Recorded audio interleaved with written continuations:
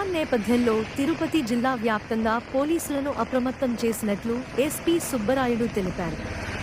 ప్రజలు రెవెన్యూ, పోలీసుల సలహాల మేరకు నడుచుకోవాలని కోరారు. కాజ్వేలలో తక్కువ నీరు వెళుతుందని అనవసరంగా వెళ్లొద్దని హెచ్చరించారు.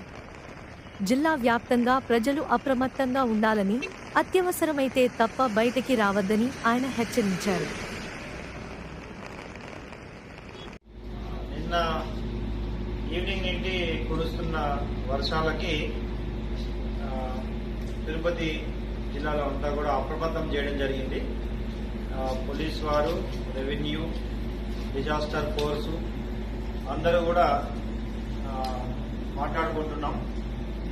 ప్రజలకు కూడా మీడియా ద్వారా అనవసరంగా రోడ్డు మీదకి రావడం, క్యాజువల్ తక్కువ అవుతుందని చెప్పి మీ అనుభవంతో వెహికల్ క్యాజువల్ ఎక్కించడం ఇలాంటివి చేయకోకుండా జాగ్రత్త పడాలి. పోలీసు వారు లేదా రెవెన్యూ వారు చెప్పిన విధంగా నడుచుకొని ఎటువంటి ప్రమాదాలకు తావేయకుండా సురక్షితంగా ఉండాలని కోరుకుంటున్నాం.